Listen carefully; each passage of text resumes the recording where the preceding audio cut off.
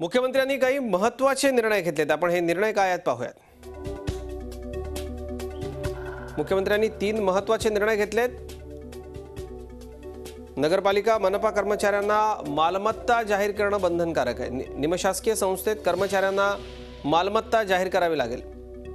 बदल्यांचे अधिकार मंत्रालयामधून क्षेत्रीय स्तरावरती दिलेत। कंत्राटी कामगार उद्योजकांना 3 दिवसात परवाने बंधनकारक। हे अत्यंत महत्त्वाचे निर्णय आहेत। नगरपालिकेच्या आणि महापालिकेच्या कर्मचाऱ्यांना आपली मालमत्ता जाहीर करणं बंधनकारक करायला लागेल, कारण अनेक ठिकाणचे नगर अभियंते, विविध विभागातले अभियंते यांनी कसे कोट्यवधी कमावलेत, कसे मोठ्या प्रमाणात भ्रष्टाचार या सगळ्या विभागांमध्ये होतो याच्या सुरस कहाण्या रंगतात। झी मीडियानं अशी अनेक प्रकरणं समोर आणली होती आणि या लोकांना आता आपली मालमत्ता जाहीर करावी लागणार आहे।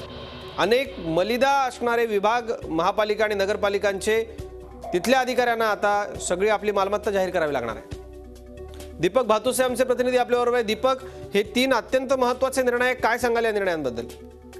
निश्चितच याच्यातील 2 निर्णय फार महत्त्वपूर्ण असे म्हणावे लागतील, कारण आतापर्यंत केवळ शासकीय कर्मचाऱ्यांना, राज्य शासनाच्या अखत्यारीत थेट जे कर्मचारी होते त्यांनाच आपल्या मालमत्तेचे विवरणपत्र किंवा मालमत्ता जाहीर करावी लागत होती। मात्र याच्यापुढे नगरपालिका आणि महानगरपालिकेतील कर्मचारी या ज्या निमशासकीय संस्था आहेत त्या संस्थांमधील कर्मचाऱ्यांना सुद्धा आपल्या मालमत्ता जाहीर करावी लागणार आहे। आणि हा निर्णय याच्यासाठी महत्त्वपूर्ण आहे की आपण आता गेल्या काही दिवसांपासून अँटी करप्शन ब्युरोचे जे छापे बघतो त्याच्यात अनेक निमशासकीय संस्थांमधील कर्मचाऱ्यांकडे, मग ती महापालिका असो नगरपालिका असो, या कर्मचाऱ्यांकडे, अधिकाऱ्यांकडे मोठ्या प्रमाणावर बेहिशेबी मालमत्ता सापडल्याचं आपल्याला दिसून आलेलं आहे। त्यामुळे हा निर्णय अत्यंत महत्त्वाचा समजला लागेल। दुसरा जो निर्णय बदल्यांच्या अधिकारांचं विकेंद्रीकरण। आतापर्यंत आघाडी शासनाने बदल्यांचे अधिकार पूर्णपणे मंत्रालयात केंद्रित केले होते आणि मंत्रालयातूनच म्हणजे मंत्र्यांकडूनच या बदल्या होत होत्या, परंतु आता हे अधिकार खालच्या जे ज्येष्ठ अधिकारी आहेत त्यांच्याकडे देण्यात आलेले आहे। त्यामुळे अधिकारांच्या विकेंद्रामुळे बदल्यांमध्ये जी पारदर्शकता हवी ती पारदर्शकता येऊ शकते। त्याचबरोबर मंत्र्यांवर बदल्यांसाठी जे दबाव असतात ते दबाव आता थेट मंत्र्यांवर येणार नाहीत, अधिकाऱ्यांच्या स्तरावर बदल्या होणार असल्यामुळे।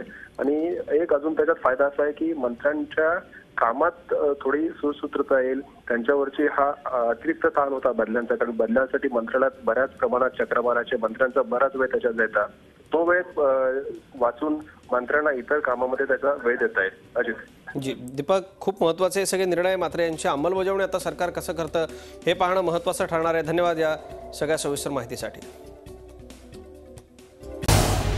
झी 24 तास रहा एक पाऊल पुढे।